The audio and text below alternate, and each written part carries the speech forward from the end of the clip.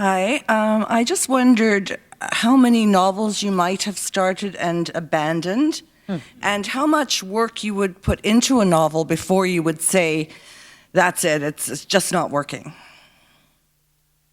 I have never started a novel I didn't finish, so I can't tell you. But that's not ruling it out. It could still happen. I did have the experience of starting a book project, which I didn't finish, and that was really alarming because it hadn't ever happened to me before. After I wrote Kevin, I decided to put together a trio of novellas about Americans abroad. It wasn't a bad idea, and I had one of them already, and I wanted to write the other two, and to write the second one, I left and spent 3 months in Israel. And then while I was in Israel, the Gulf War started. Shock and awe. And I got completely distracted by watching TV news all the time. The other thing what I was really distracted by was that I was making a decision between two men and my wife. I had fled to Israel in part to get away from this decision which followed me. And that was where I realized that I was working on the wrong project, that I needed to deal with this crossroads that I was at.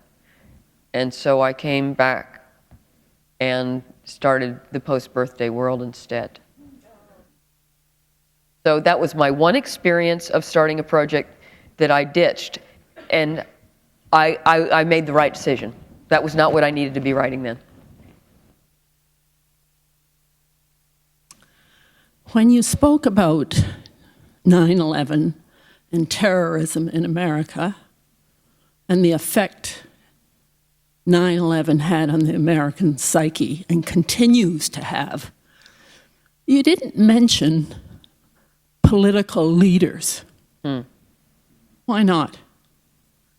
Because don't they have a huge role in affecting, of course, their citizens? Of course, and I have written on this point. I believe, for example, that George Bush's insistence on putting the so-called war on terrorism at the very center of his foreign policy was a tremendous mistake, because that's what I'm talking about. That's a victory for terrorism. That puts them in the very center of the world. That is our total focus. They become our purpose, and I think that's awful. I am more inclined to deal with terrorism as a criminal problem and not as a political one. And the more you deal with it as a political one, the more you deal with it on their terms. And so you're supposed to be concerned with what they want and what they're upset about and what kind of experience they've been having that has radicalized them. I think it's the wrong way to go about it. And politicians are quite responsible for this, and I've been glad that Obama hasn't, used the T word that much. I haven't sensed that rhetorically he has put terrorism at the center of the American world, and I'm grateful for that. Thank you for that perspective.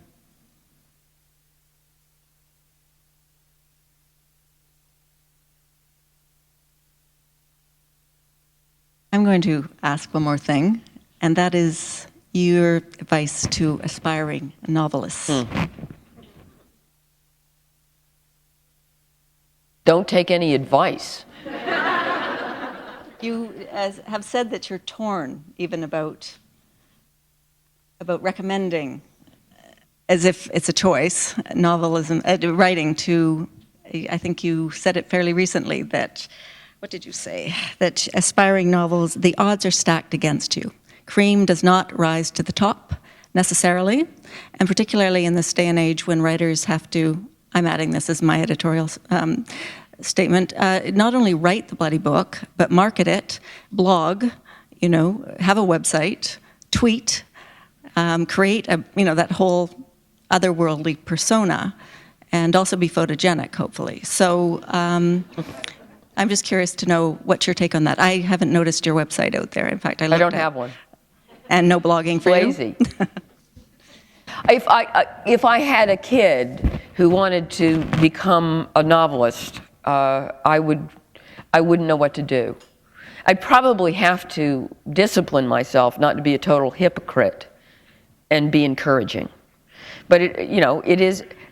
I look back now on my own childhood and adolescence, and my parents were encouraging up to a point.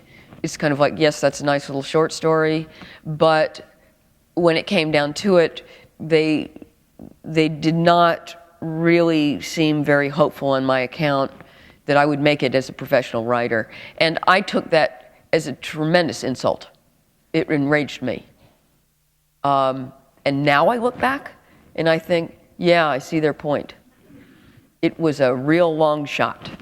And I think parents and teachers have to temper their own sense of realism and practicality and knowing something about the way the world works with remembering what it was like to be that age.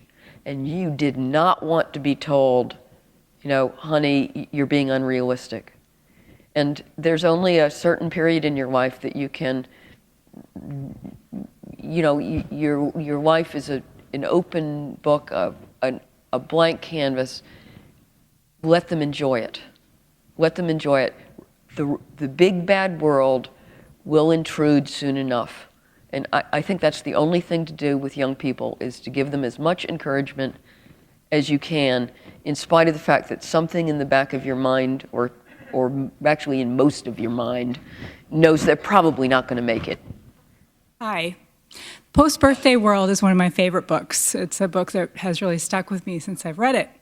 One of the things that I really liked about it was that one event took the story in either one direction or another. Mm-hmm. And I liked that the chapters were kind of parallel stories. And I'm just interested in that process because I haven't seen that in a book before. And I'm curious what it was like for you to write the parallel stories. The parallel universe construction has been used before, and I never wanted to pretend that I invented it. That film, Sliding Doors, mm-hmm. right? I had seen that, but then I've never particularly prided myself on being formally inventive. I availed myself of a form that seemed perfect for the subject I wanted to explore. That is, when you have to make a big choice in your life, and especially if it's a romantic choice, right? And it's a close call. You have this, whichever way you went, you have this other world in your head, sometimes for quite some time, about what if you had made the other choice.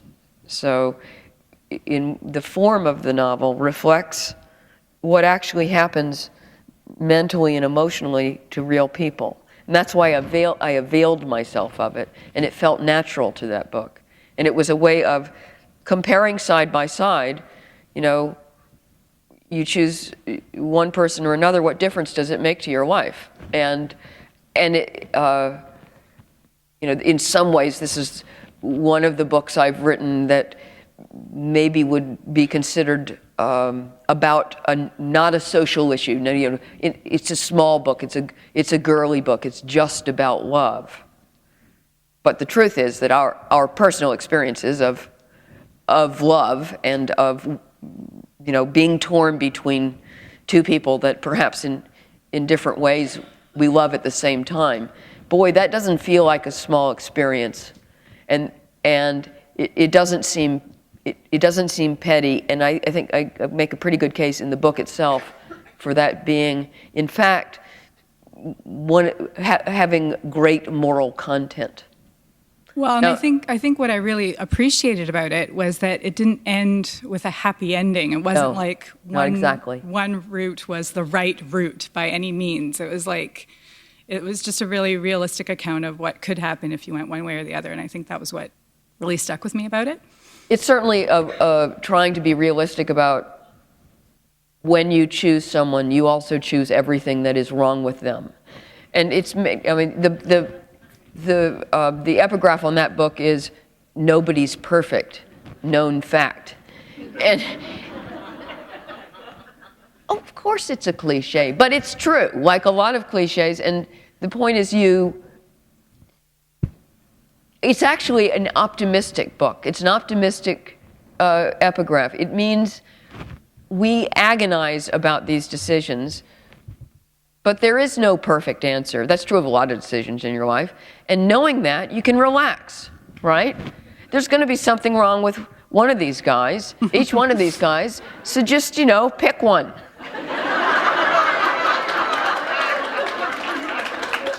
Thank you. On that note, are there any more questions? Sure. I was just wondering how much planning you do before you actually sit down to work. And if you could perhaps just talk a little bit about your sort of work habits and like, are you surprised by things your characters do, as they say novelists often are? No.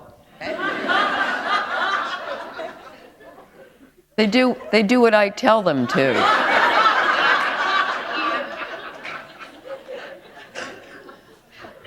I plan out my books in advance. I am not surprised by the ending. I'm writing toward it. And sometimes it's very hard to get there, but I know where I'm trying to get. It's not that different from getting in your car, or in my case, getting on my bicycle. But I save myself a lot of false starts by figuring it out to begin with. I mean, you wouldn't want an architect just to start showing up at a site with a shovel and a few 2x4s. And that's the way I think of it. As for my work habits, there's nothing interesting about them. Two questions. The first one, this is from my sister. Do you like your wine cold? That, in some ways, that's the most interesting question I've ever been asked at an event. Well, I'll tell you why. The four of us who are here camp together every summer. We do this gourmet camping in the woods. And one summer, what we were reading was Kevin. Mm-hmm. And the book went around. And we were like, the four of us. And one of our rules at camp is the beer and the wine have to be cold, which is what my sister figured. But that wasn't my question. Do you like it cold? As a matter of fact, I have an appalling habit in London during the winter because I'm really cheap and I keep the house too cold. I put my red wine in the microwave. Ah. Household tips, too. You said that It works. Low power, that's the key. I don't know if anybody asked this before or you said this. What was on your thermograph that drew you to write, Kevin? Well, it was, those school shootings drove me crazy. They made me mad. I got really tired of how sympathetic people were with these shooters. I was sympathetic with the people they shot. And it bothered me how much attention they were getting. There's a big connection, in fact, in the emotional thing, at least the incipient emotions between the New Republic and Kevin, because in both cases I was seeing shitheads get what they want, and I couldn't stand it. And in both cases, it was a lot of attention,